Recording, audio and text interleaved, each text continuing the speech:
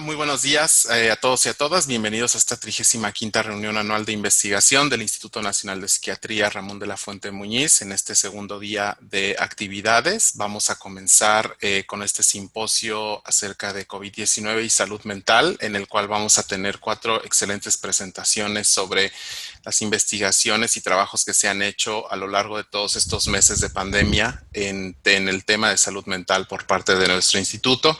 Y la afección que ha tenido en los diferentes niveles en nuestro país. Vamos a comenzar con la presentación de la doctora Marilena Medina Mora, que nos hablará sobre el impacto del COVID-19 en los miembros de la Red Global de Práctica Clínica de la Organización Mundial de la Salud. La doctora es doctora en Psicología Social por la UNAM e integrante del Colegio Nacional. Ella actualmente es jefa del Departamento de Psiquiatría y Salud Mental de la Facultad de Medicina de la UNAM y está afiliada al Centro de Investigación en Salud Mental Global del Instituto Nacional de Psiquiatría y es investigadora emérita por los Institutos Nacionales de Salud y por el Sistema Nacional de Investigadores, el CONACYT, y también es doctora honoris causa por la UNAM. Entonces, adelante, doctora, comenzamos con su presentación, por favor. Pues muchísimas gracias por la invitación y gracias por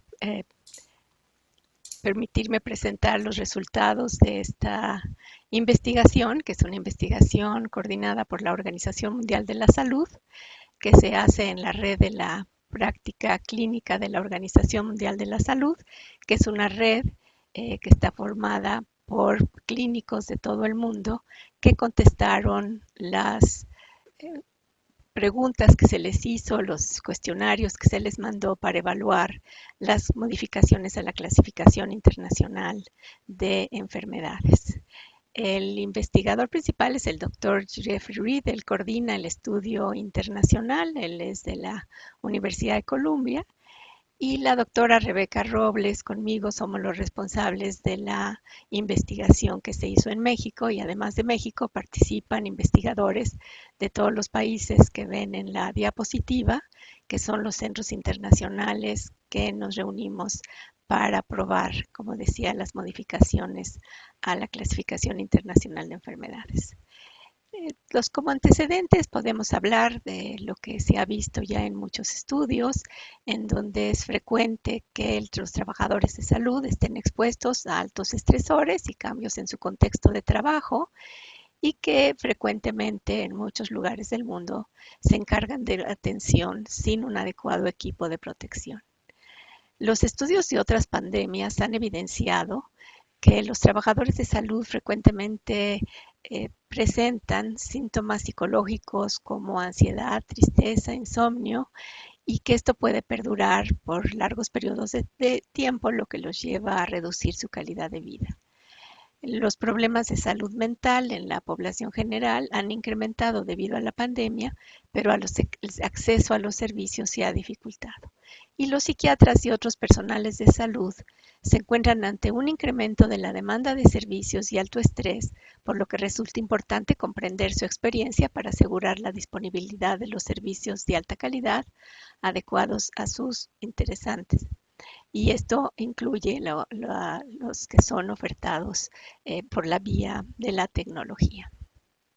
Entonces, el objetivo del estudio fue evaluar el impacto en estos profesionales de la salud. Es un estudio no experimental, longitudinal, que se basa en una encuesta en línea en 6 idiomas, incluyendo el español, y que se aplica en 3 etapas, y vamos a presentar hoy los resultados de la primera etapa. En miembros de la red global, y la red tiene 15.500 profesionales de la salud mental que vienen de 159 países. Los objetivos fueron ver los efectos en las circunstancias laborales y los servicios, ver cuál es el bienestar relacionado con su trabajo o el estrés y distrés relacionado con el desgaste, la exposición a la violencia y qué tanto apoyo se recibe de la organización para cumplir las demandas de atención. Se evalúa cómo están viendo los servicios de telemedicina y sus preocupaciones y las expectativas, necesidades y recomendaciones. Y en el trabajo de hoy me voy a enfocar en el primer aspecto. Entonces, ¿Cuál es la muestra de esta primera etapa? Fueron 2.563 personas las que contestaron. La proporción de hombres y mujeres es muy parecida. 93 países contestaron las preguntas y 94% de ellos trabajaron en las 2 últimas semanas, de tal manera que nosotros estamos haciendo el estudio sobre estas 2 últimas semanas de esta primera etapa de la pandemia, y luego se podrán comparar estos resultados con las de 2 etapas subsecuentes. Hombres y mujeres tuvieron más o menos el mismo tiempo de experiencia, que son 10 años, y la edad promedio son 51 años para los hombres y 49 para las mujeres. En la situación de cómo están distribuidas las profesiones por género, tenemos más hombres que contestaron, médicos, y más mujeres que son psicólogas y de otras profesiones. Y todas las regiones del mundo están representadas en estos 93 países. México se encuentra entre los países que más respuestas tuvo, y eso tengo que agradecerle a muchos de los clínicos que trabajan en este instituto, que son parte de esta red. El 60% de los que contestaron son de países de alto nivel de desarrollo y el 40% de países de niveles medio y bajo, lo cual es una proporción muy importante porque incorpora este 40% que en estudios previos era difícil incorporar a los países en vías de desarrollo. Se elaboró una escala de bienestar que tiene que ver con el estrés relacionado con el trabajo, con el trauma, con el desgaste y con el ambiente laboral en 2 aspectos: la falta de protección y las reglas, si son claras o no. El análisis factorial dio un resultado muy limpio a la escala en todos los idiomas y en todos los países, y nos dio un alfa muy adecuado. ¿Cuáles eran las condiciones en las que estaban viviendo estas personas, estos médicos, psicólogos y otras profesiones y otro personal de salud? Pues pensamos que la mayoría tenía una preocupación acerca del COVID, el 76%. La mayoría de ellos trabajaba en contacto con pacientes o tenía supervisión clínica. El 14% respondió haber proporcionado servicios en el mismo consultorio en donde había pacientes con COVID. El 44% había atendido por más de 5 pacientes confirmados con el diagnóstico. 73% ha estado en contacto con pacientes que han tenido sospecha de tener la enfermedad, y 39% trabajaba más de 40 horas y 27% había aumentado su carga de trabajo.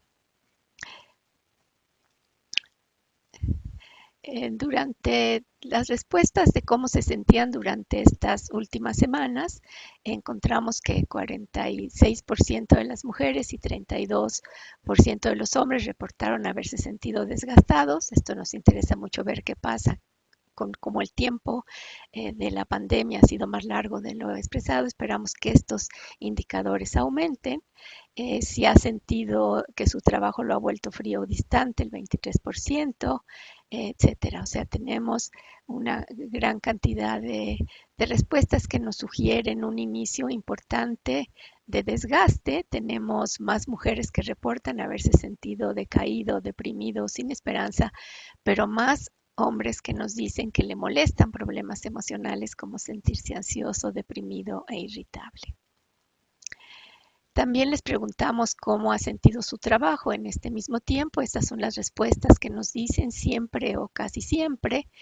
Y entonces, digamos, si les preguntamos si mi trabajo da sentido a mi vida, y tenemos solamente 39% en total que dice que sí, pero al mismo tiempo tenemos muy poca proporción de psiquiatras y otros profesionales de salud que dicen que han pensado renunciar a su trabajo o que van a decir que están enfermos. Desde luego también la pertenencia al trabajo recibe poca respuesta, y esto puede ser pues con esta situación de que están cambiando de un lugar a otro, de atender lo que normalmente atendían por hacer otras cosas, y probablemente esto es lo que nos esté dando este tipo de respuesta. Ahora, ¿qué es lo que vemos en términos del bienestar? de la ideación suicida y del estrés postraumático, pues vemos que, digamos, el bienestar es reportado más por las mujeres y también la ideación suicida. Cuando comparamos por profesión, vemos que nuevamente la ideación suicida es más alta y el índice más alto está en otras profesiones por encima de médicos y psicólogos que tienen una calificación bastante similar y digamos 11.7% de los hombres, casi 12%, nos dio los indicadores del PSL con la versión de 8 reactivos y un 15% de las mujeres. La exposición a la violencia es muy interesante porque es más alta, reportada por los hombres, 8.9% en comparación con las mujeres, 6.2%. Del total de personas que reportaron violencia, la mayoría, el 56%, fue violencia psicológica, pero un 10% reportó violencia física. Y por regiones, el primer lugar lo tuvo la región de África con 16%, Asia con 15%, América está en el 6.3%, un poco arriba de Europa, pero no está reportando toda la región de América junto en el lugar alto, dado que es el continente que más violencia sufre, de tal manera que después podremos hacer una separación probablemente por país y ver qué es lo que está pasando específicamente en México. Ahora, ¿qué es lo que nos dicen estos datos y de qué tenemos que ocuparnos? Pues uno, desde luego, es reducir el riesgo de violencia por ser una respuesta injusta a una población que está trabajando por nuestro bienestar y nuestra salud, que ha sido poco comprendido. También reducir el riesgo del desgaste y de enfermedad para este personal y digamos en este desgaste y en esta enfermedad que incluye la enfermedad mental o la depresión que muchos sienten o el estrés postraumático o la ideación suicida, pues tenemos dos elementos. Uno, lo que es la acción personal de la persona que debe cuidarse y otra que es la acción profesional que son las instituciones las que los tenemos que garantizar. Porque sabemos que cuando este desgaste ocurre hay mucho peligro de tener accidentes, de tener errores, de tal manera que es en el mejor beneficio de las instituciones proteger a quien nos cuida. También si nosotros comparamos los resultados que estamos observando con lo que se reportó en China, pues los resultados no son tan diferentes. Tenemos altos índices también. La comparación exacta pues es difícil porque no se usan los mismos instrumentos, pero lo que se está viendo son estos altos niveles con los que están siendo afectados y desde luego pues la necesidad de que las instituciones aseguremos estas condiciones que les permitan hacer mejor su trabajo. Y digamos, si podemos nosotros atender a quien nos cuida, podremos estar seguros de que la población estará más cuidada y que asumir la responsabilidad individual del clínico para atender su salud y de las instituciones para garantizar las condiciones, pues nos llevará ciertamente a un bienestar mayor para los médicos y para los pacientes. Muchísimas gracias.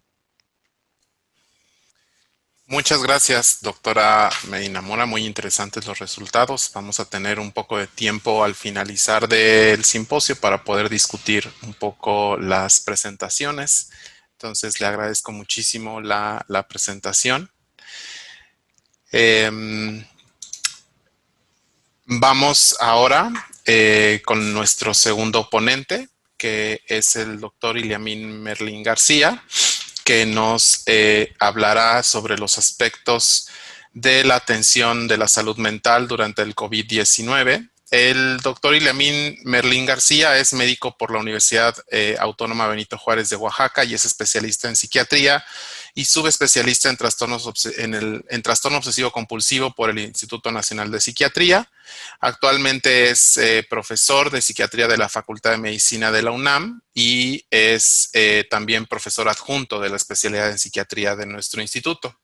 Él tiene un particular entrenamiento en el tratamiento del trauma, por lo que actualmente su línea de investigación se especifica o se especializa en el trastorno por estrés postraumático. Adelante, doctor Merlín, escuchamos su presentación. Muchas gracias.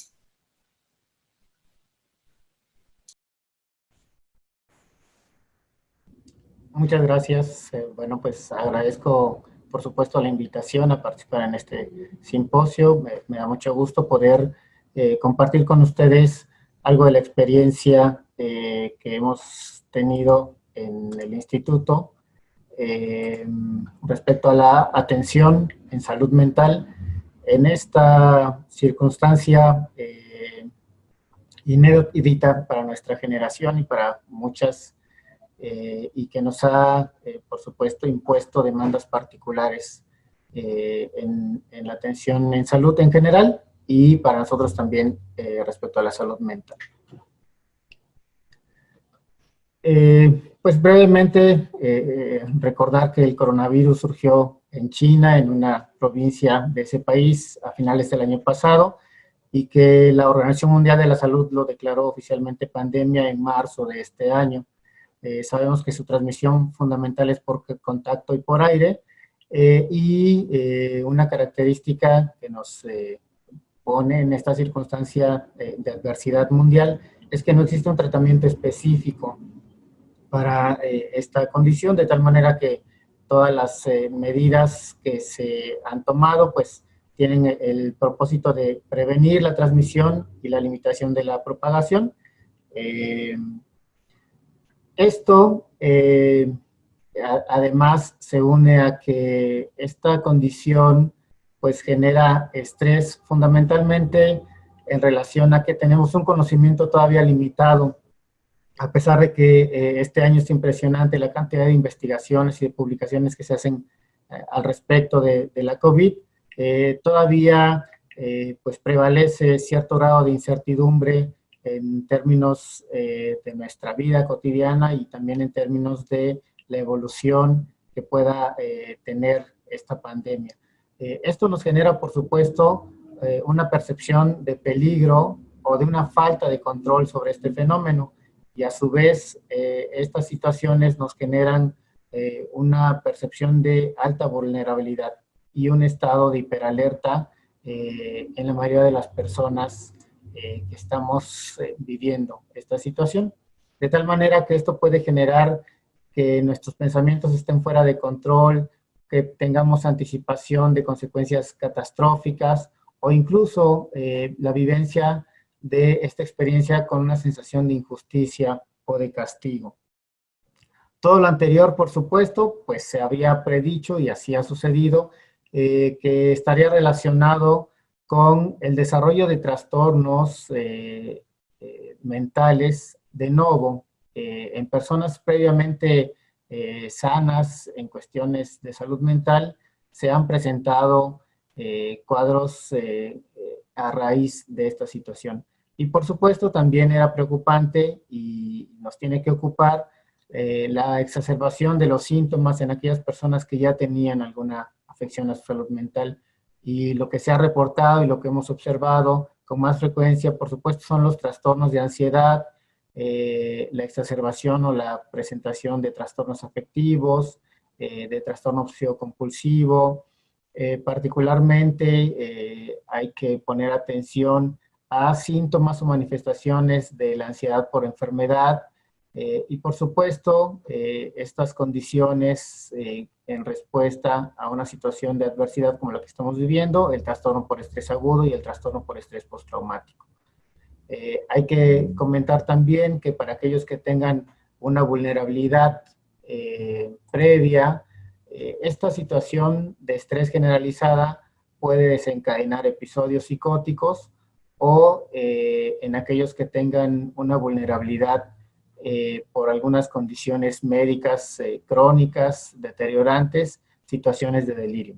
Y en general, otra de las condiciones que nos alerta para la atención en salud mental es todo lo que tiene que ver con conductas suicidas. Así, además de las propias condiciones que genera la posibilidad de transmisión de este virus y la pandemia, también hay algunas medidas, decíamos, de mitigación para la transmisión que nos han puesto en circunstancias particulares.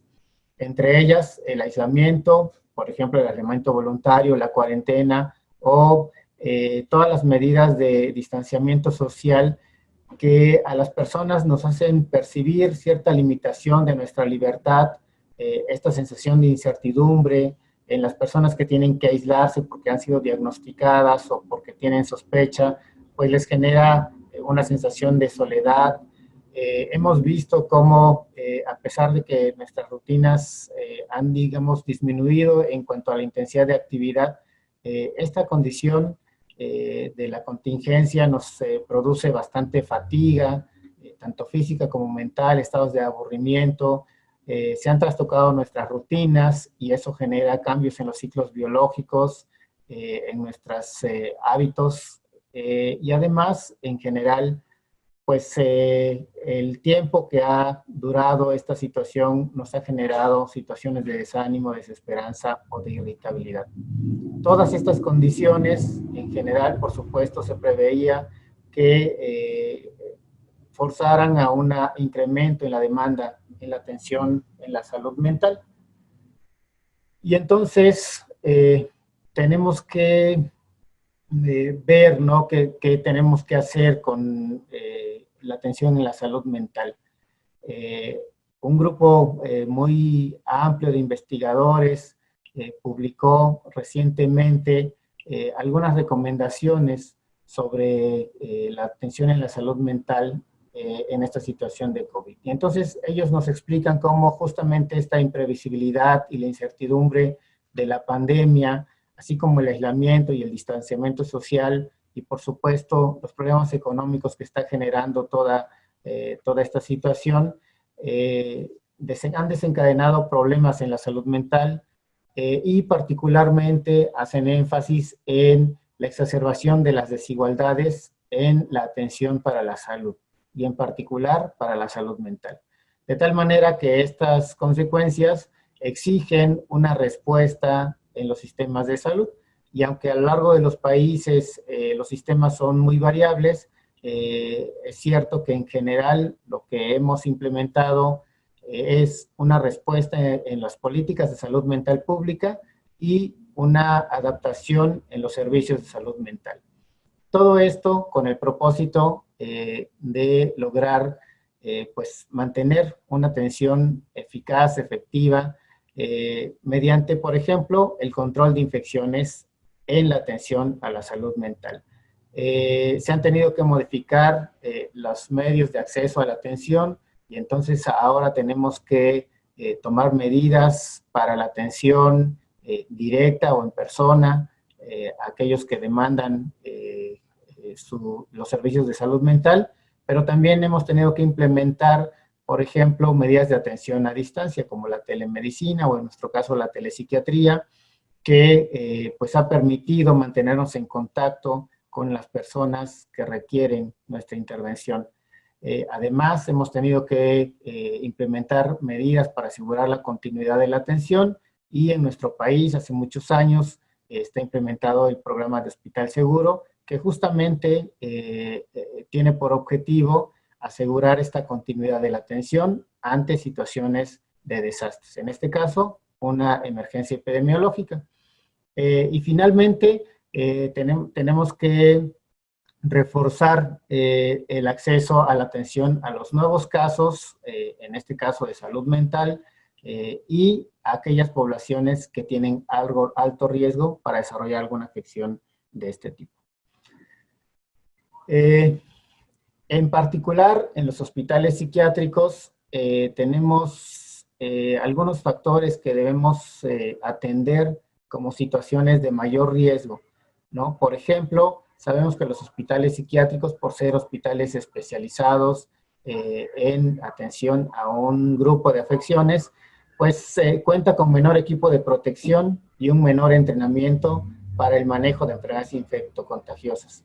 Esto, por supuesto, nos ha situado en una situación de mayor vulnerabilidad y entonces hemos tenido que implementar estrategias de aprendizaje para nuestra protección, para la convivencia entre el personal y para interacción con nuestros usuarios. Y por supuesto también hemos tenido que entrar en la capacitación para manejar el riesgo de transmisión de esta enfermedad contagiosa. Tenemos también que en los hospitales psiquiátricos existen áreas comunes y actividades en grupo que son parte de la dinámica de la atención para la salud mental y que son actividades que permiten hacer intervenciones en las personas que están afectadas de una condición de este tipo, y eso también confiere un riesgo particular. Además, los propios trastornos, las propias condiciones de salud mental pueden dificultar el apego a las medidas sanitarias en nuestros pacientes o nuestros usuarios. Por su condición puede ser que algunas personas estas medidas les confieran mayor grado de estrés o incluso les generen estados de ansiedad o afectivos negativos. Estos estados pueden por sí mismos interferir en que estas personas lleven a cabo las medidas sanitarias recomendadas o que tengan incluso acceso a la propia atención en salud en general. Y finalmente, pues nuestra población, sabemos que por las propias condiciones o por los tratamientos que requieren, tienen una mayor prevalencia de enfermedades metabólicas. Y también sabemos que estas condiciones, en particular la obesidad, es un factor que confiere mayor riesgo para desarrollar una forma grave de la COVID. De tal manera que todas estas situaciones pues, han conferido un reto para las instancias de atención en salud mental, para la atención de la población afectada por la COVID y por los trastornos mentales. ¿Qué es lo que se propone? ¿Qué es lo que hemos hecho para la atención en la salud mental? Bueno, en los hospitales, aquí en el instituto, hemos implementado medidas de protección del personal.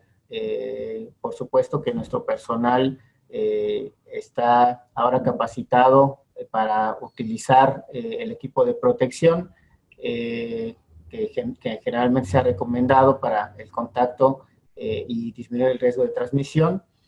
Ha habido programas de educación sobre riesgos de COVID-19, en particular sobre el manejo de pacientes que potencialmente o que se sospecha que tengan la enfermedad.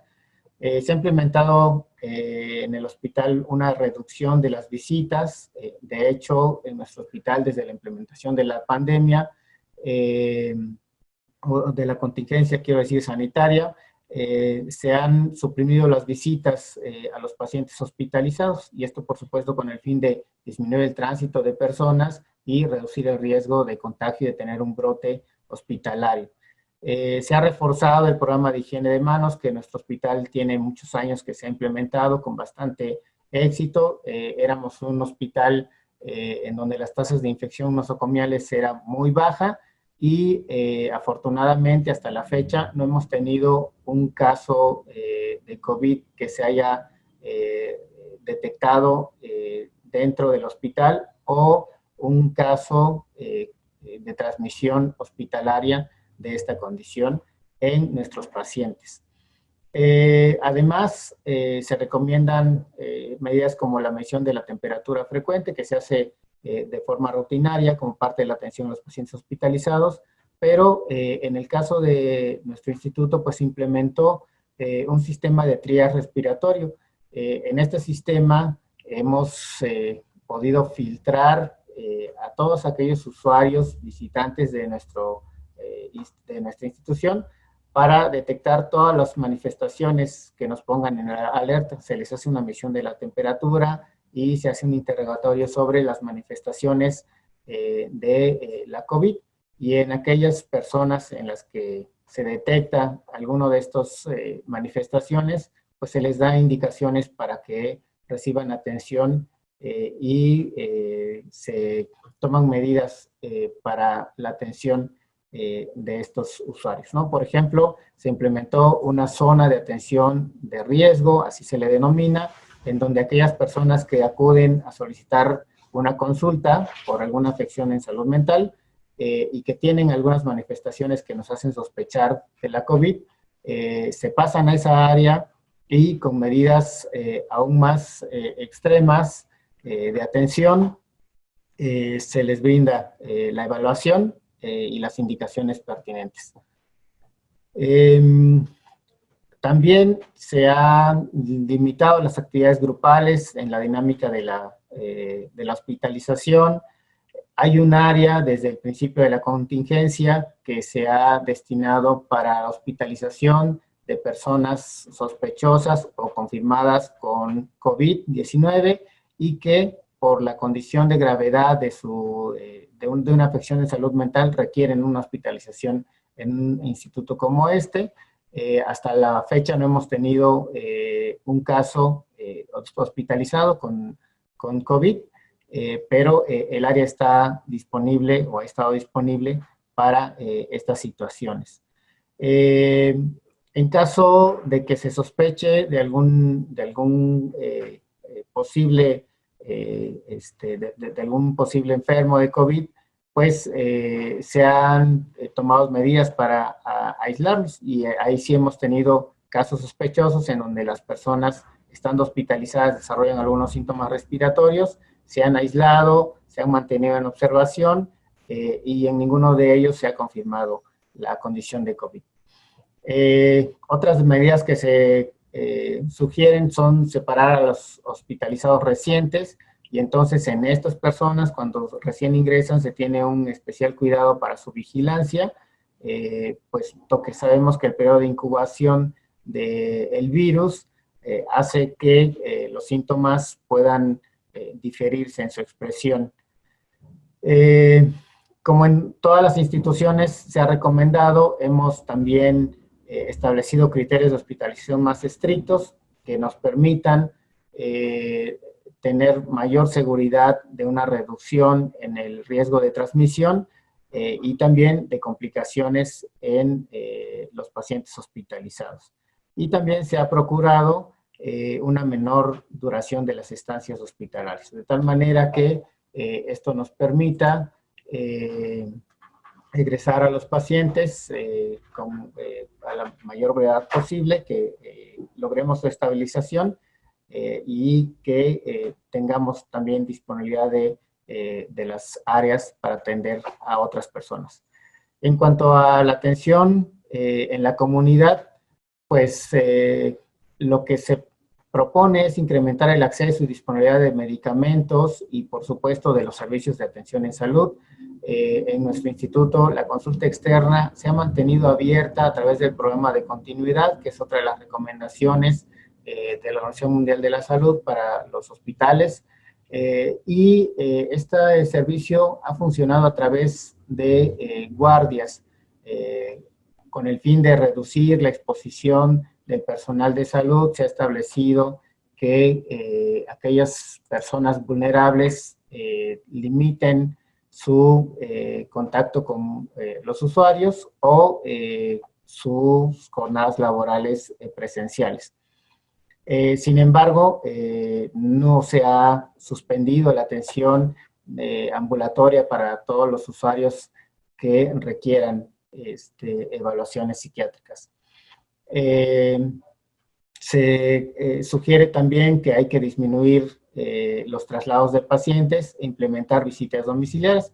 En nuestro caso, el instituto ya cuenta desde hace algún tiempo con este servicio de telepsiquiatría, en donde los compañeros en la consulta externa ofrecen atención a distancia a través de diferentes plataformas de sistemas electrónicos, y también seguramente mis compañeras les hablarán más adelante de los programas de atención en salud para profesionales de la salud mental y para profesionales de la salud en general que han estado atendiendo esta contingencia. En este caso, a los profesionales de la salud también tenemos que ofrecerles atención, y aquí simplemente mencionarles algunas de las recomendaciones que se han implementado para nuestro propio personal, como la promoción del autocuidado, hacerles hincapié en el descanso, en una alimentación adecuada y en actividades recreativas que nos permitan la contingencia sanitaria, reforzar los sistemas de comunicación y de apoyo laboral, limitar las jornadas, y esto se ha logrado a través de la implementación de las guardias laborales, fortalecer las relaciones personales y, por supuesto, mantener una atención, un acceso a la atención profesional en caso de que alguno de nosotros desarrolle algunos problemas de salud mental. En general, estas son las cosas que nosotros hemos tenido que implementar a raíz de esta situación de la pandemia por COVID-19. Al final, lo que nosotros esperamos es que esto también, al mismo tiempo que ha constituido un reto, un desafío para los servidores de salud y los servicios de salud y los sistemas de salud, también nos ha permitido aprender y probablemente constituye una buena oportunidad para mejorar nuestros sistemas de salud, para mejorar nuestros medios de atención a los pacientes psiquiátricos y de promover la salud mental. Muchas gracias. Muchas gracias, doctor Merlín. Gracias por su excelente presentación. Igualmente, al finalizar las presentaciones de todas nuestras ponentes, vamos a tener un espacio para preguntas y respuestas, que evidentemente va a ser de mucha ayuda el que podamos saber cómo es que se llevaron a cabo estas acciones de implementación y de adaptación, ¿no?, a los servicios de atención psiquiátrica, de hospitalización y de consulta externa. Muchas gracias. Muy bien, pues siguiendo con el programa, nuestra siguiente ponente es la doctora Rebeca Robles, quien nos hablará sobre la salud mental en el personal de salud, que es una estrategia que se llevó a cabo por parte de nuestro instituto en atención al personal de salud, justamente, que llegaran a presentar algún tipo de problema relacionado con su salud mental. La doctora Robles es doctora en Psicología Clínica y de la Salud con un postdoctorado en Salud Mental Pública, y actualmente ella es la coordinadora del Centro de Investigación en Salud Mental Global de este instituto. Su más reciente línea de investigación es justamente el desarrollo y la evaluación del tamizaje y programa de atención virtual de los problemas de salud mental en el personal de salud frente a esta pandemia del COVID-19 en nuestro país.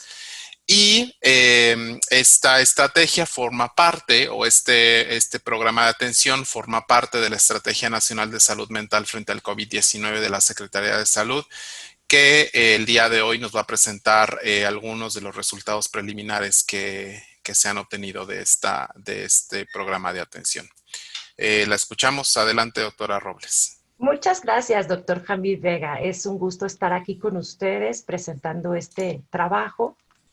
Voy a compartirles algunas diapositivas que he preparado para hablarles sobre el estado de salud mental del personal de salud frente a COVID en nuestro país. Desde luego que este es un trabajo de mucha gente, incluidos todos los que están en este simposio, pero también muchos otros más investigadores y personal de salud mental que forma parte de esta Estrategia Nacional de Salud Mental frente a COVID-19. Y esta estrategia, en general, fue toda diseñada para poder dar respuesta a los problemas de salud mental que se van enfrentando a lo largo de las emergencias, de todo tipo de emergencias, incluido esta emergencia sanitaria. Y entonces toda esta estrategia para todas las poblaciones que podrían ser afectadas en su salud mental tiene acciones específicas para promoción de autocuidado y prevención de problemas de salud mental que se activaron en la fase de predesastre. Tiene, por supuesto, acciones para poder monitorear y tratar los problemas de salud mental ante el estrés agudo que caracterizó la fase de impacto o fase 2 en nuestro país, y desde luego continuar con el monitoreo y la atención a los problemas de salud mental ante estrés crónico, ya después de meses de estar en esta situación de emergencia sanitaria que constituye la fase de desilusión. Y desde luego lo mismo hicimos para lo relativo al personal de salud, que desde un inicio fue considerado una de las poblaciones claves para poder prevenir, monitorear y atender los problemas de salud mental. Desde luego que por razones de tiempo, ¿no? Y para poder cumplir el objetivo de nuestra charla del día de hoy, yo me enfocaré básicamente en el asunto del monitoreo y la atención de los programas de salud mental, tanto en las fases de estrés agudo como lo que llevamos de la fase 3.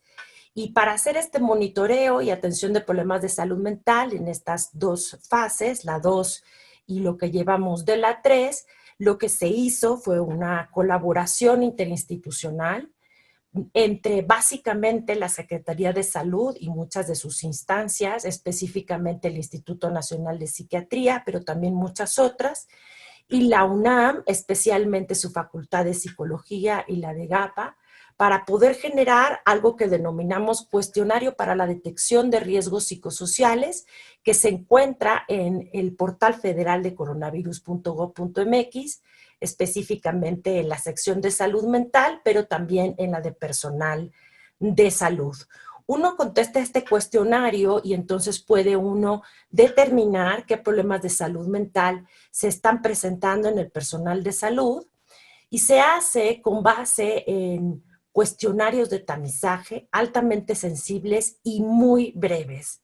Es decir, teníamos la encomienda de lograr una herramienta que sí nos permitiera detectar los principales problemas de salud mental que se requerían atender, pero que fuera realmente muy breve. No toma más de 10 minutos, pues sabemos que nuestro personal de salud, si algo no tiene, es mucho tiempo para completar encuestas largas, ¿no? En esta encuesta evaluamos 3 secciones generales, una con demográficos, aspectos laborales y estresores durante la pandemia, los irán viendo a lo largo de la presentación. Otra sección que evalúa propiamente los problemas de salud mental mediante instrumentos altamente sensibles, que por supuesto han probado ser útiles también en nuestra población y tienen puntos de corte muy claros para establecer trastorno por estrés postraumático, en el caso del PCL-5, riesgo de burnout, en el caso del índice de bienestar, a la ansiedad generalizada mediante la escala de ansiedad que se utilizó para los estudios de la CIE-11 en primer nivel de atención, la escala SOM para evaluar ansiedad de salud y somatización, el PHQ-2, que como ustedes saben es una medida ultra breve pero muy sensible para detectar depresión, y reactivos específicos, un solo reactivo para evaluar insomnio que está contenido justo en el PCL-5, un reactivo para evaluación de ideación suicida que viene en la escala de depresión de la CIE-11 de primer nivel de atención, que probó ser muy útil en nuestro país, un reactivo para evaluar el uso nocivo de alcohol, uno para evaluar el incremento en el uso del tabaco a partir de la contingencia sanitaria y uno para evaluar el uso de otras drogas sin razones médicas a partir de la contingencia sanitaria. En un tercer bloque lo que hicimos fue evaluar las necesidades del personal de salud para poder hacer frente a COVID-19 utilizando 13 reactivos que formulamos a propósito del estudio, de acuerdo con lo que había detectado China, muchos investigadores chinos, de necesidades de afrontamiento que tenían que ser resueltas en personal de salud de ese país, que como ustedes saben, comenzó con la pandemia a nivel mundial.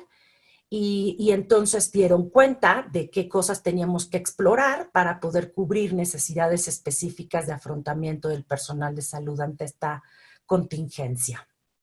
Lo interesante de este cuestionario de tamizaje es que no solamente se evalúan los problemas de salud mental, sino que nos sirve al tiempo de saber qué es lo que está ocurriendo para poder detectar los casos que requieren o no atención y referirlos a la atención especializada en el caso de que lo requieran.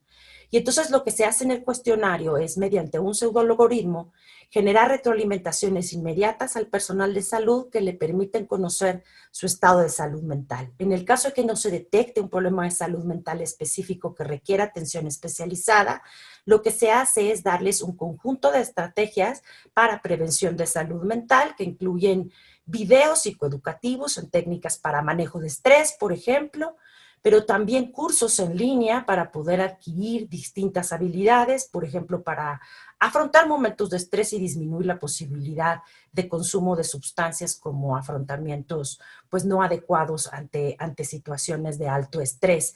Estos videos y recursos en línea, por supuesto, son desarrollados por la UNAM y por el instituto y son de acceso gratuito para todas las personas que quieran conocerlos y distribuirlos. Y bueno, a las personas que sí requieren en definitiva una atención en salud mental, esta se les oferta de manera gratuita y remota para disminuir la probabilidad de contagio entre el personal. Y esta estrategia de telemedicina, de telepsicoterapia o telepsicología se da mediante 5 clínicas virtuales que son operadas por más de 200 terapeutas de más de 20 instituciones. Toda esta gente voluntaria, profesionales de salud mental, han hecho posible que todos los casos que piden atención sean atendidos con base en evidencia científica en estas clínicas virtuales. También se están evaluando estas clínicas, desde luego, pero por hoy me concentraré en decirles cuál es el estado de salud mental que observamos durante la fase 2 de la pandemia. La fase 2 la conocemos así en México. Para la Organización Mundial de la Salud es el escenario de grupos de casos, ¿no? Aquí tienen la fecha de aplicación de este tamizaje durante la fase 2 en nuestro personal de salud y vemos que contestaron aproximadamente 6,000 personas de muy diferentes profesiones de la salud. Y pueden ustedes aquí ver que contestaron de toda la República Mexicana. La gran mayoría son de la Ciudad de México y del Estado de México, en donde tenemos más personal de salud y, por supuesto, más casos de COVID. Y entonces, bueno, casi entre las dos entidades son el 50% de la población de personal de salud de esta encuesta, pero todos los demás estados han participado y sabemos cuál es su situación de salud mental y se les ha atendido mediante estas clínicas virtuales. Vemos que hay una proporción más alta de mujeres que contestan el tamizaje. Esto coincide con la literatura que tenemos acerca de mayor búsqueda de ayuda en las mujeres, la edad promedio de unos 40 años, que tiene que ver con la edad esperada para el personal de salud de nuestro país que está contendiendo con esta problemática, ¿no? Más o menos la mitad y mitad, solteros o con pareja, ¿no? Y ya veíamos desde esta fase que había una proporción, ¿no? Baja, pero que sí había casos de personal de salud que eran positivos a COVID o cuyos familiares, colegas o amigos eran positivos a COVID y ya empezaban a experimentar duelo por fallecimiento de personas cercanas debido a COVID, y una proporción importante de personal de salud, además de estarse encargando muchos de ellos del cuidado de pacientes con COVID, también estaban a cargo de otras personas vulnerables, por ejemplo, familiares mayores de 65 años o con alguna enfermedad crónica. Casi un 40% cuidaba también a hijos propios y ya se empezaba a reportar este problema de violencia doméstica que tan frecuentemente se reporta en población general y que no es la excepción en el personal de salud. Vemos que los problemas de salud mental más frecuentes durante esta primera fase 2, que coincide con lo reportado también por los chinos y en otros países en donde ocurrió la epidemia antes que en México, son el insomnio, la depresión y el estrés postraumático. Estos son por mucho más frecuentes en el personal de primera línea que atiende a pacientes con COVID. Y ahí tenemos que las frecuencias, que ustedes saben, son mucho, mucho más altas que las reportadas en población general e incluso en población general ante situaciones de conflicto. Así que cuando decimos que el personal de salud parece estar luchando una guerra, no estamos tan errados en ello, ¿no? Las frecuencias de los problemas de salud mental son incluso superiores a la de población general en escenarios de conflicto. Ahí tenemos también una comparación en las columnas naranjas de la gente que trabaja en escenarios COVID, en centros COVID, pero que no es personal de primera línea, ¿no? Y vemos cómo la frecuencia de sus problemas de salud mental es mayor, significativamente mayor a quienes son personal de salud, pero no trabajan en centros COVID. Entonces vamos viendo cómo va incrementando la frecuencia de problemas entre más cercanos está a la atención de estos pacientes.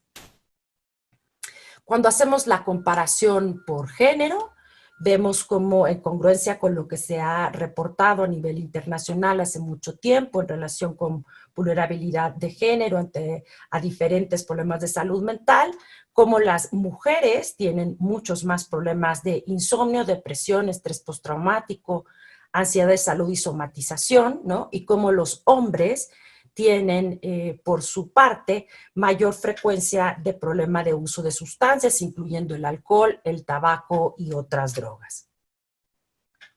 Cuando hacemos la comparación por tipo de personal de salud, encontramos datos muy interesantes.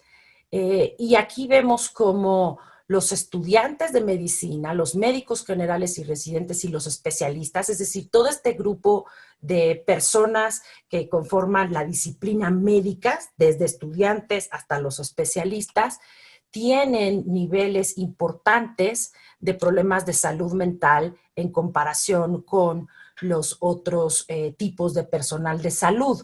Por ejemplo, vemos en los especialistas una mayor cantidad de reporte de insomnio, ¿no? En los médicos residentes y los médicos generales, mayor riesgo de burnout, lo cual coincide con el reporte de una mayor carga de la atención de pacientes con COVID en esta profesión. Y los estudiantes de medicina que no están haciendo residencia, sino que están en pregrado, tienen una mayor frecuencia de depresión, ¿no? Pero también tenemos otros datos importantes. Aquí vemos cómo hay una muy, muy importante frecuencia de estrés postraumático, de ansiedad, de salud y somatización, de abuso de alcohol, de ideación suicida, etcétera, en el grupo de paramédicos, que generalmente no se ha visualizado en otro tipo de encuestas que solamente incluyen, digamos, a personal de salud como médicos, enfermeras, psicólogos, trabajo social, y no contempla a estos primeros respondientes. Y esto nos está señalando una necesidad de atenderles en este sentido. Cuando evaluamos las necesidades para afrontamiento a COVID por parte del personal de salud, observamos que la mayoría de las necesidades, las más frecuentes necesidades, se relacionaban con la atención de pacientes y familiares hostiles o con problemas de salud mental. Es decir, el personal de salud frente a COVID se empezó a dar cuenta qué importante era la salud mental de los pacientes y familiares y las reacciones negativas sobre todo hostiles, que se daban ante el aislamiento o la imposibilidad de poderse ver como usualmente se hace cuando se atiende un problema de salud en un escenario hospitalario. Y entonces, bueno, pedían tanto poder ser capacitados para manejar a pacientes hostiles y a sus familiares, o para ayudarlos ante reacciones emocionales negativas de ansiedad y de tristeza, como personal capacitado para poder hacer estas funciones. Cuando nosotros hicimos el análisis para poder ver cuál de todas las variables demográficas, laborales, de salud y de estas necesidades se podrían conferir como factores de riesgo y protectores para los principales problemas de salud mental que encontramos en nuestro personal de salud, el insomnio, la depresión y el estrés postraumático, tenemos resultados muy importantes. Y es que el estatus personal de COVID-19, es decir, el tener síntomas, sospecha o diagnóstico confirmado de COVID-19 siendo personal de salud, confiere un muy alto riesgo para estos problemas de salud mental, los prioritarios en nuestro personal de salud, y son riesgos similares a los factores muy conocidos para presentar estos problemas de salud mental, como ser mujer y como la presencia de violencia doméstica. También confiere un riesgo importante el que el familiar tenga sospecha o diagnóstico confirmado de COVID, y desde luego el estar en duelo por la pérdida de un familiar, un colega o un amigo muy cercano debido a COVID.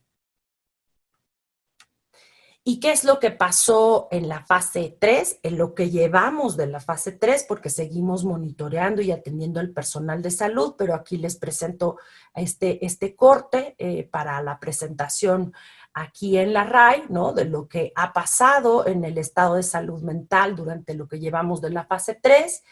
Aquí contestaron un poco más de 8,000 personas el tamizaje, y aquí vemos que las características demográficas son consistentes con los que contestaron durante la fase 2, lo que les hace comparables en este sentido, pero empezamos a ver que había ya una mayor proporción de personal de salud con sospecha o diagnóstico confirmado de COVID, también una mayor proporción de sospecha o diagnóstico confirmado de COVID en sus familiares, desde luego una mucho mayor frecuencia de duelo por fallecimiento de cercanos, incluyendo familiares, colegas y amigos debido a COVID. Y esto explica en mucho, ¿no?, los resultados que tenemos en esta fase 3, conocida por la Organización Mundial de la Salud como el escenario de transmisión comunitaria. Y es que lo que vemos aquí es que, bueno, las frecuencias de trastornos mentales siguen siendo parecidas a las de la primera evaluación que hicimos de la fase 2 o de grupos de casos, pero tenemos una elevación importante de sintomatología y de diagnóstico presuntivo de depresión, y también de ansiedad de salud y somatización, lo cual podría estar justo explicado por el incremento en la proporción de casos con COVID del propio personal de salud y sus familiares, y el incremento en la experiencia de duelo consecutivo de personas queridas. Aquí vemos confirmado cómo otra vez las frecuencias son siempre mayores en el personal de primera línea, ¿no?, en comparación con el personal que no está a cargo de pacientes con COVID.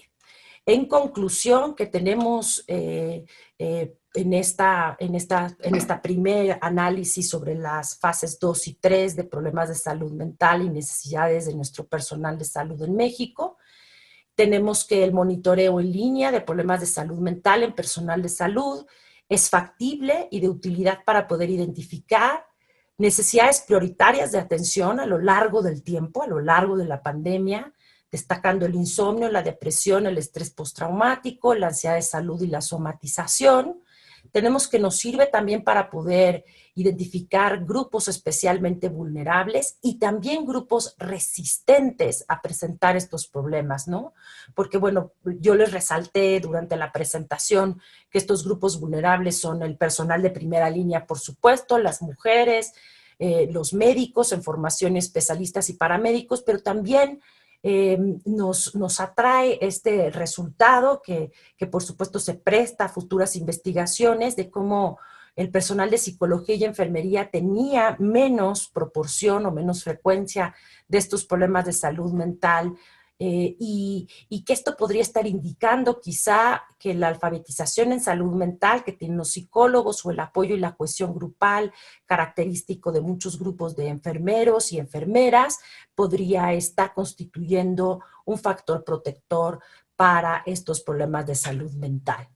Por supuesto que también este monitoreo de los problemas de salud mental fue de utilidad para poder identificar los principales factores de riesgo y con esto poder mejorar nuestra respuesta de esta estrategia en salud mental para el personal de salud.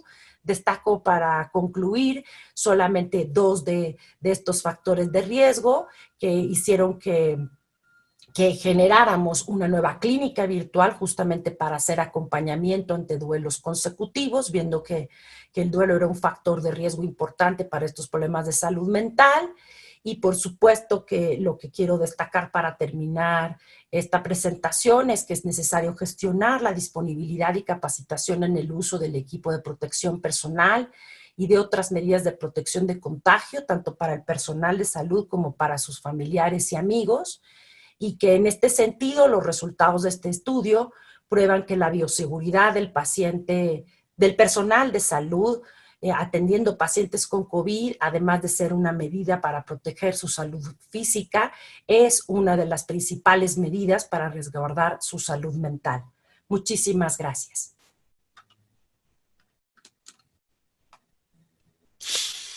Muchas gracias, doctora Robles. Gracias por su presentación. Muy importante los hallazgos que nos está reportando y pues el trabajo creo que va a continuar y va a seguir considerando estos resultados preliminares que nos está presentando. Muy bien, vamos a continuar con la última presentación. En esta última presentación está a cargo de la doctora Sol Durán, que nos hablará sobre el impacto de la pandemia de COVID-19 en la salud mental de trabajadores en instituciones de salud de Jalisco y de Chiapas. La doctora Sol Durán es médica psiquiatra de enlace y es maestra y doctorante en ciencias de la salud en área de concentración de salud mental pública. Y actualmente es la subcoordinadora de medios y comunicación del Grupo Técnico de Trabajo en Salud Mental ante la emergencia del COVID-19. Y también es la coordinadora nacional del estudio Héroes para evaluar la salud mental de los trabajadores de la salud ante la pandemia del COVID-19. La escuchamos, doctora Durán. Adelante con su presentación. Buenos días, muchas gracias. Quiero empezar por agradecer la oportunidad de estar en este simposio y en compañía de grandes expertos en salud mental. El día de hoy voy a hablar acerca del impacto de la pandemia de COVID-19 en la salud mental de trabajadores en instituciones de salud de Chiapas y Jalisco. Este trabajo se deriva de una colaboración internacional del estudio Héroes que se está realizando actualmente en los 5 continentes. En este momento somos 28 países, bueno, nosotros ya terminamos, pero 28 países recolectando data y 14 más con la posibilidad de unirse al proyecto. Quiero recalcar el hecho de que este proyecto es una iniciativa de las Américas. Se llevó a cabo, se inició en Chile y fue que a partir de ahí se hicieron las invitaciones a los demás países de América y a la fecha somos 11 países en América realizando este estudio y que tenemos también el apoyo de la Organización Panamericana de la Salud. La recopilación de la información se lleva a cabo a través de una encuesta digital, porque todo en este momento es digital, de una duración aproximada de 15 minutos. Para México contamos con la aprobación del Comité de Ética del Instituto Jalisciense de Salud Mental y de la Organización Panamericana de la Salud.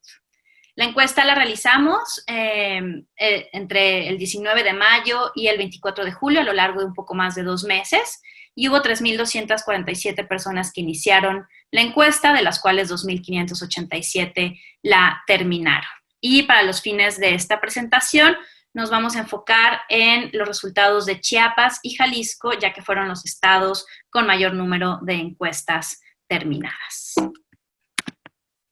Con respecto a los datos sociodemográficos, quiero mencionar que estos son muy similares a los que acaba de compartir la doctora Rebeca Robles, teniendo una media de edad entre 36 y 38 años, respectivamente en cada estado, y siendo la mayoría mujeres quienes contestaron esta encuesta.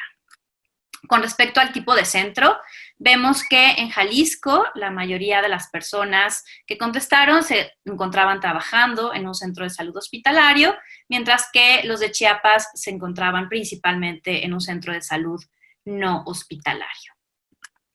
Con respecto a la profesión, es importante mencionar que para Jalisco el principal porcentaje se llevó a cabo a través de personal médico y que en Chiapas principalmente fue a través del personal de enfermería. Y si bien hay que recalcar la participación de otros trabajadores de la salud, como aquellos en la gestión y administración, el personal de psicología y de trabajo social, también queremos darle aquí un espacio a los trabajadores dentro de los servicios generales y que aquí incluimos a personal de camillería, cocina, mantenimiento y limpieza. Y reconocer que si bien los porcentajes son del menos del 2%, estamos interesados en conocer la perspectiva y la vivencia de este personal que muy pocas veces es tomado en cuenta dentro de la dinámica de los trabajadores de la salud. Quisimos preguntar acerca de si había habido un cambio en las funciones de las actividades y vemos que esto se reportó en un alto porcentaje, siendo más evidente para Chiapas que para Jalisco. También preguntamos acerca de si había contacto con COVID-19, si las personas sabían que habían estado en contacto con COVID-19 y vemos que alrededor del 50% dijeron que sí, habían estado en contacto con COVID y una cuarta parte no sabían si habían estado en contacto.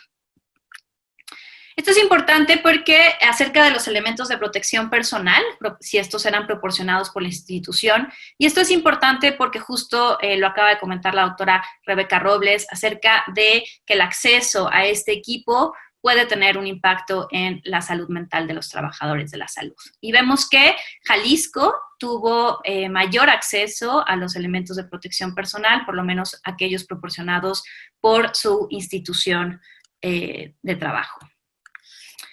Quisimos indagar más acerca de este tema de los equipos de protección personal y preguntamos acerca de si estos eran considerados como suficientes. Y vemos que para Chiapas, las personas contestaron en un mayor porcentaje, en arriba del 50%, que consideraban que eran completamente insuficientes o muy insuficientes. Y esta diferencia fue estadísticamente significativa entre Chiapas y Jalisco. También con respecto al acceso para hacerse la prueba por COVID, es decir, aquellas personas que sospechaban de tener COVID, vemos que en Chiapas hubo un menor acceso, es decir, que intentaron hacerse la prueba el 31%, pero no se la habían hecho, en comparación con Jalisco, que solamente fue del 17%. Y esto cobra relevancia porque si vemos con respecto a los números absolutos, 34 de 69 personas, es decir, el 50% de las personas que lograron hacerse la prueba en Chiapas realmente resultó positiva, en comparación con un porcentaje del 7% para Jalisco. Con respecto a la preocupación por el contagio, esto también ya lo había reportado tanto la doctora Medina Mora como la doctora Rebeca Robles, y sabemos que en ambos estados, tanto en Chiapas como para Jalisco, expresaron temor con respecto a la preocupación del contagio hacia uno mismo, pero de manera interesante esto aumenta cuando hacemos una pregunta de si existe un temor de la posibilidad de infectar a los seres queridos. Es decir, que la preocupación muchas veces habla de las otras personas y queremos pensar que eso corresponde a la empatía de las personas. También quisimos averiguar acerca del estigma y discriminación relacionada a los trabajadores de la salud. y vemos que la mayoría de las personas en Jalisco reportaron estar muy de acuerdo o muy de acuerdo con respecto a haber sido víctimas de estigma y discriminación. Quiero recalcar que esta pregunta fue impulsada por el equipo de México debido a los reportes iniciales que hubo acerca de actos de discriminación y que los trabajadores fueron receptores de esto a través de diferentes acciones. Por ejemplo, se les negó el acceso a los servicios de transporte público o incluso el acceso a ciertas tiendas para comprar víveres. Continuando con esta línea de preguntas, hicimos la pregunta de si habían sufrido violencia por ser trabajadores de la salud y vemos que 1 de cada 4 personas refirió que efectivamente habían sido receptores de violencia. También preguntamos acerca de la confianza en las medidas tomadas, es decir, en la respuesta organizada tanto por parte del gobierno como por parte de los trabajadores de la salud.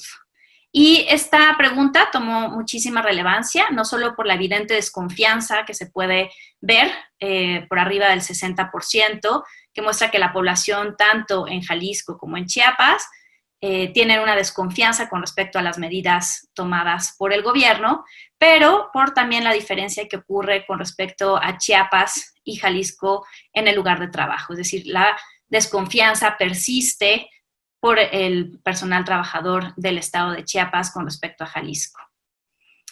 Además, esta pregunta nos hizo reflexionar un poco más acerca de la importancia que tienen las medidas gubernamentales y la influencia que pueden tener o no con respecto a la salud mental de los trabajadores de la salud. Y fue por eso que se creó un grupo de trabajo que actualmente ya se conformó en una red llamada Red de Estudios en Salud Mental y Políticas Públicas en Iberoamérica, RESPI, y que está haciendo un análisis de las políticas públicas implementadas por diferentes gobiernos en Latinoamérica y ver si pudiera haber una relación con la salud mental de los trabajadores de la salud. Ya entrando al tema de la salud mental, les voy a compartir ahorita algunos de los resultados de los cuestionarios que se aplicaron, el cuestionario de salud general, el GHQ-12, el Patient Health Questionnaire, que es una escala de tamizaje para depresión, algunos ítems seleccionados de la escala Columbia para evaluar el riesgo de suicidio, e ítems formulados ad hoc para evaluar el estrés agudo. Con respecto a esta pregunta, que nos permite conocer la presencia de síntomas depresivos en la última semana, vemos que existe un riesgo incrementado del 23% en el estado de Jalisco para presentar síntomas relacionados con sentirse poco feliz o deprimido. Con respecto a la capacidad de disfrutar las actividades normales durante el día, nuevamente vemos que existe un riesgo mayor, un riesgo incrementado en Jalisco del 23% para referir una menor capacidad de disfrute. Para la pregunta, ¿ha pensado que usted es una persona que no vale para nada? Vemos que en Jalisco hay un riesgo incrementado de casi el doble, y esto se debe principalmente por la categoría de respuesta algo más que lo habitual. Con respecto a si se ha notado constantemente agobiado y en tensión, nuevamente vemos que en Jalisco fueron más evidentes estos síntomas.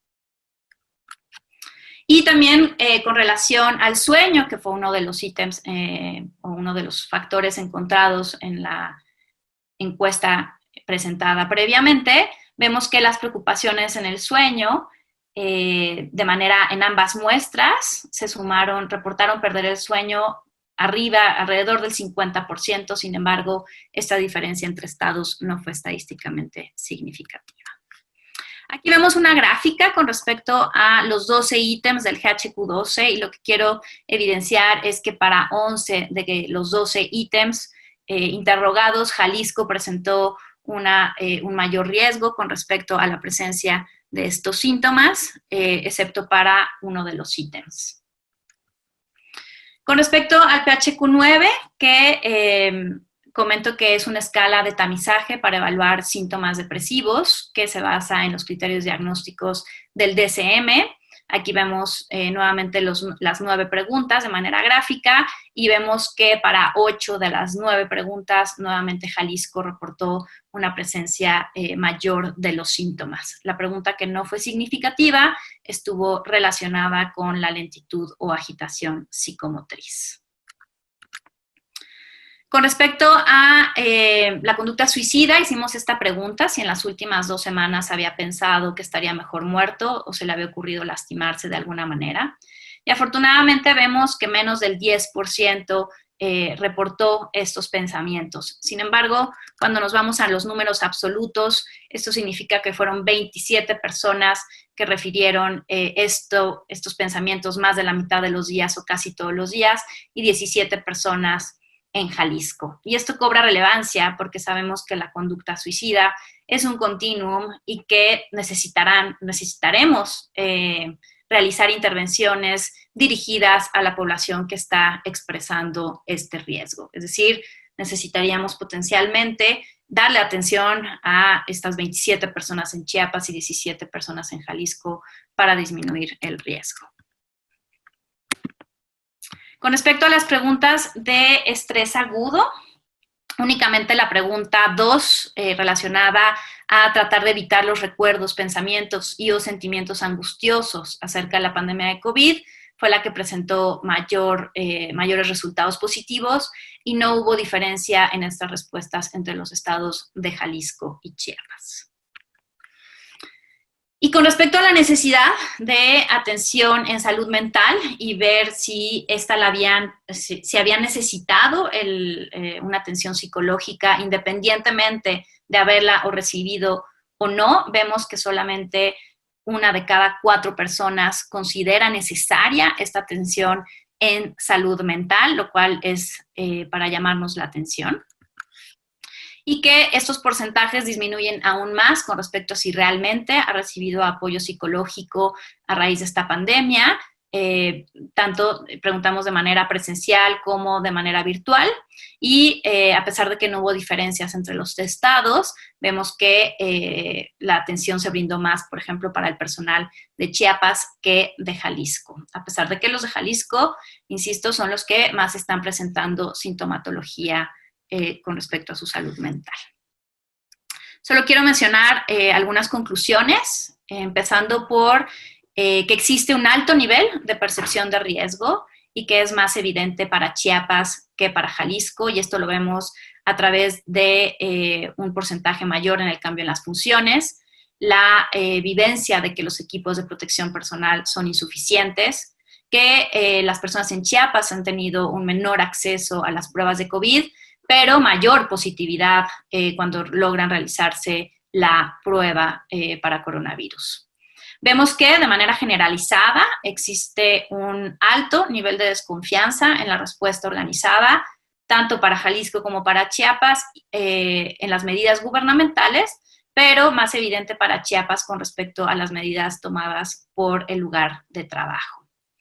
Y finalmente mencionar el alto nivel de sintomatología mental, que fue mayor en Jalisco que en Chiapas, no obstante, fueron porcentajes elevados en ambas muestras. Solo para reflexionar, voy a dejar aquí una pregunta, que es obviamente la pauta para que sigamos haciendo los análisis comparativos entre los estados y podamos explicar por qué los trabajadores de la salud en Chiapas, a pesar de tener un mayor nivel de percepción de riesgo, reportaron menos síntomas relacionados con su salud mental en comparación con los trabajadores de Jalisco. Y pongo aquí que la reflexión podría estar dirigida a si esto se debe a la profesión, que en Chiapas fueron más personas de enfermería quienes contestaron la encuesta y en Jalisco fue más el personal médico, y que eso quizá pudiera explicar que el personal médico esté con mayor sintomatología afectiva y ansiosa, como también lo postulaba la doctora Rebeca Robles. Con respecto a si se debe al lugar de trabajo, recalcando el hecho de que en Jalisco hubo un mayor porcentaje de trabajadores que estaban en centros de atención hospitalaria.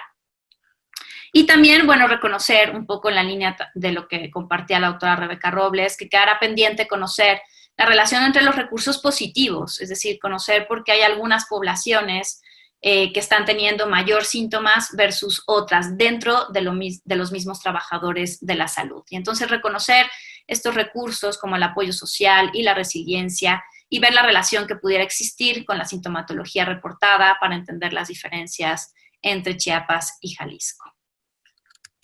Solo quiero recalcar que esto es un trabajo en equipo, que definitivamente esto no hubiera podido llevarse a cabo sin el apoyo de muchísimas personas, obviamente en Jalisco y Chiapas, quienes nos han ayudado muchísimo y nos han tendido la mano para poder llevar a cabo el proyecto.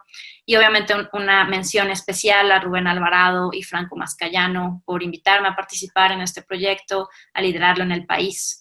Y bueno, por toda su confianza, y obviamente a todo el equipo internacional de héroes que estamos trabajando día a día para tratar de entender mejor lo que está sucediendo con los trabajadores de la salud ante la pandemia y poder implementar intervenciones que nos ayuden a atender estas necesidades. Aquí comparto mi correo y pues muchísimas gracias por su atención.